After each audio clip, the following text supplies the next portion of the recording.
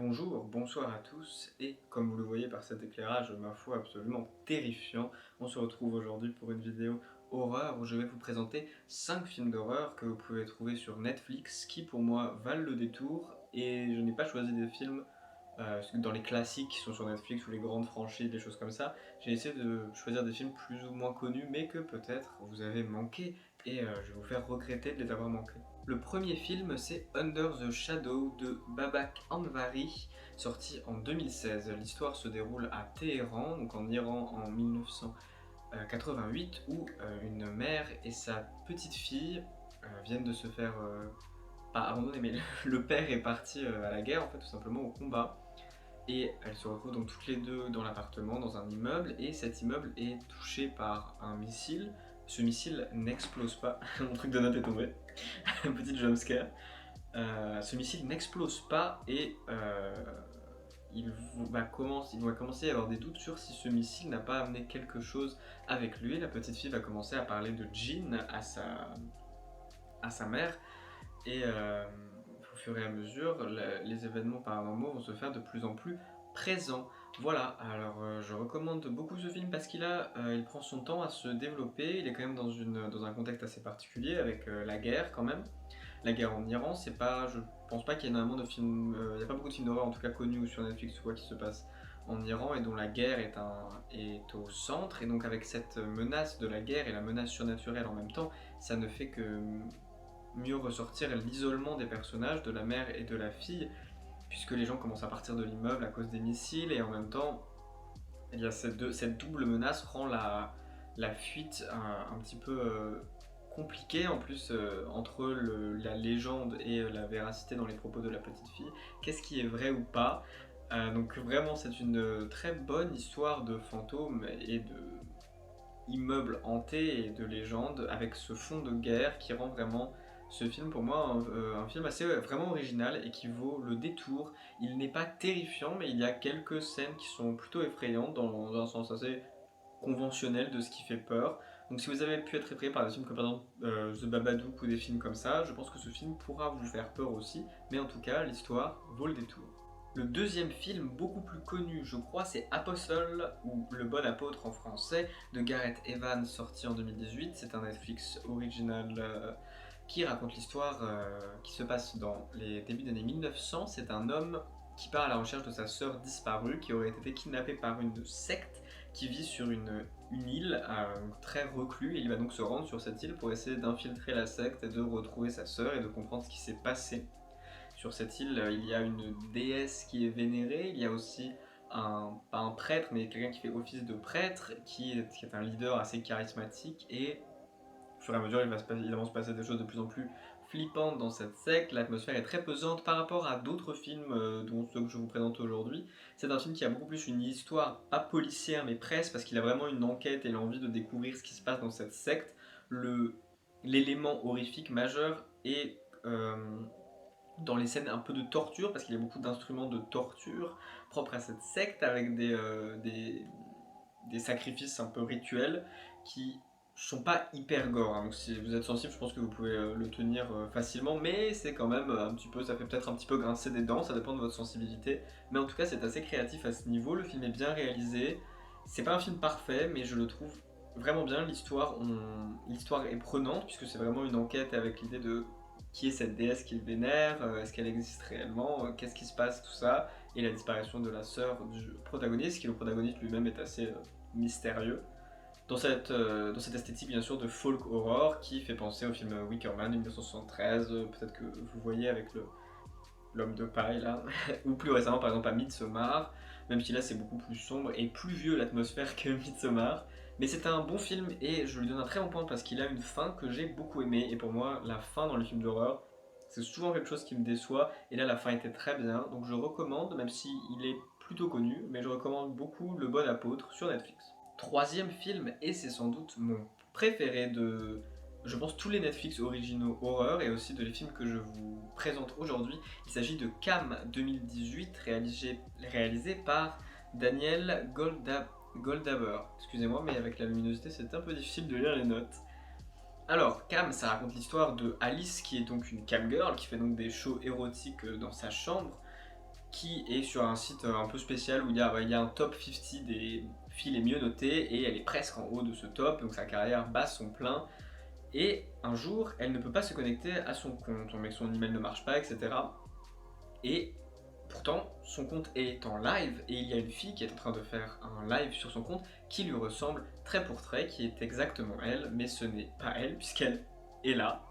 Donc vous l'aurez compris, le film traite de beaucoup de choses, de l'usurpation d'identité sur internet et plus généralement du thème du doppelganger, du double, qui est un thème que moi j'aime beaucoup dans les films d'horreur en général, dans les thrillers, l'identité, le double, tout ça c'est des choses qui sont assez souvent traitées je dirais, et qui sont toujours intéressantes. En plus là c'est avec une esthétique très très peps, c'est rose, il y a des paillettes, ça fait un peu penser à The Neon Demon dans l'esthétique visuelle.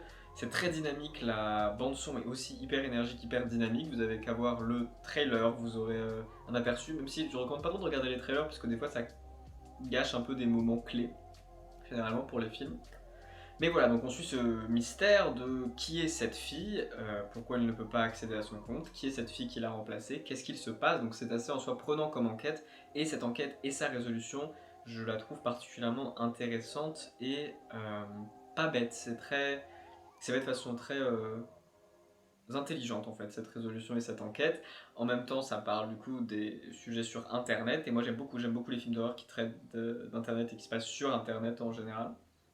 Donc, Camp, c'est pour moi une vraie réussite pour Netflix avec une esthétique très marquée et un thème qui, moi, me plaît énormément dans les films d'horreur. Ça va pas vous faire peur, c'est pas un film qui fait peur à proprement parler, ça peut vous mettre un peu mal à l'aise et vous faire un petit peu peur de votre webcam et vous la faire cacher avec un bout de pâte à fixe si ce n'est pas déjà fait, bien sûr, mais je crois que maintenant tout le monde est un peu d'accord pour dire que ça devrait l'être.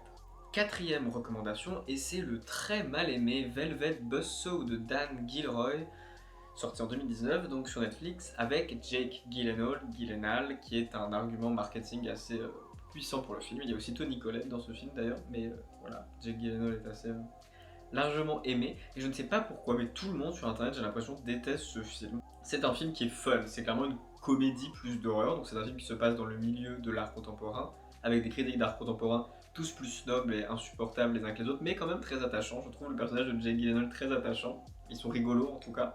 Il va y avoir une découverte, la découverte de peintures dans un appartement où un vieux monsieur vient de mourir, et la galerie va s'approprier ces peintures et les exposer.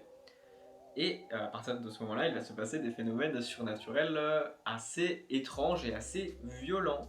Voilà, c'est un très bon film pour moi. Je trouve que les kills, les scènes de mort sont super cool, super fun, vraiment c'est le mot. Les parodies d'œuvres d'art contemporain sont très réalistes. Je trouve que des fois dans certains films c'est un peu exagéré ou c'est pas réaliste qu'il y aurait eu des œuvres comme ça. Mais là je trouve qu'au contraire les œuvres sont... Bah, on pourrait les voir dans une galerie d'art contemporain. Vous m'avez vu regarder genre de l'autre côté de la caméra, c'est parce qu'il y a eu des bruits vers là où il y a le balcon. Et je... Bah, la dernière fois que j'ai fait une vidéo avec une luminosité basse, horreur aussi, j'ai aussi entendu des bruits. Je sais pas si c'est le fait qu'il n'y a pas beaucoup de lumière qui me fait entendre des bruits ou si c'est juste que ça attire quelqu'un, peut-être, mais voilà. Donc, qu'est-ce que je disais? Oui, Velvet Buzzsaw, donc les œuvres d'art contemporain sont très réalistes, très rigolotes, et cette idée des tableaux maudits et des peintures maudites, c'est en soi un thème qui est très connu de la littérature fantastique gothique, jusqu'au portrait de Dorian Gray par exemple, ça n'a rien à voir, mais voilà, c'est une version un peu très moderne, très différente de cette idée des peintures et des œuvres d'art maudites et maléfiques. Donc je recommande vraiment Velvet Buzzsaw, c'est un très bon moment. Jake Gyllenhaal y est excellent et il joue un personnage assez original je trouve pour sa filmographie d'ailleurs, donc si vous aimez l'acteur, c'est aussi une raison de voir ce film. Dernier film qui est lui très aimé pour le coup je pense de la critique et sûrement un peu plus connu mais qui vaut quand même le détour si vous ne l'avez pas vu, c'est Creep de 2014 de Patrick Brice, à ne pas confondre avec Creep de 2004 qui ne raconte pas du tout la même histoire. Donc ce film c'est un found footage avec un caméraman qui répond à une annonce, je sais plus si c'était sur Craigslist, j'ai vu il y a longtemps, mais qui répond à une annonce d'un homme qui souhaite qu'on le filme pour faire un film à montrer à ses enfants qui ne sont pas encore nés, mais donc quand il aura des enfants. Voilà. Et donc le caméraman se rend sur les lieux, c'est bien sûr isolé dans la montagne, et l'homme est un peu au début rigolo, bizarre, mais il va devenir au fur et à mesure de moins en moins rigolo et juste bizarre, jusqu'à même effrayant.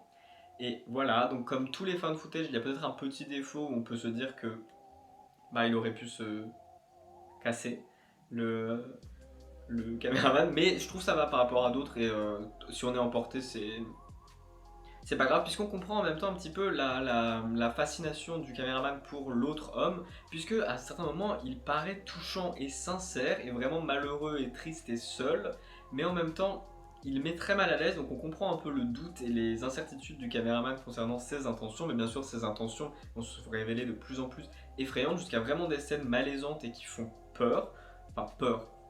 Ça dépend ce qui vous fait peur, mais moi il y a une scène avec un masque de loup, je vais pas en dire plus, qui je le trouvais vraiment dérangeante et je me rappelle y avoir pensé dans la nuit.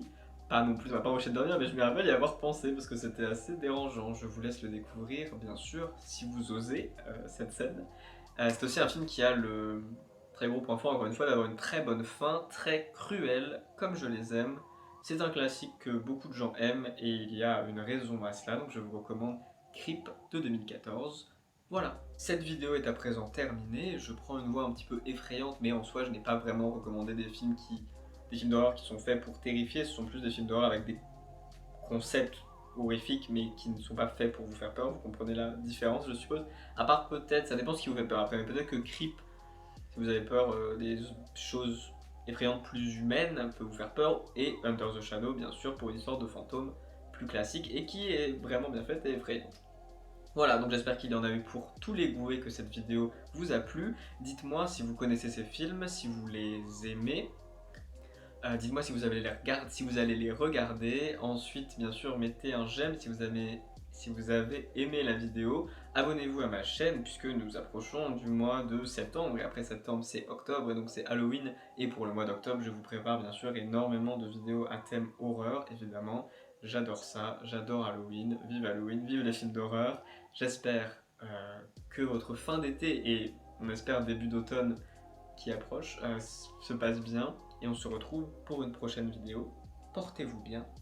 Bye.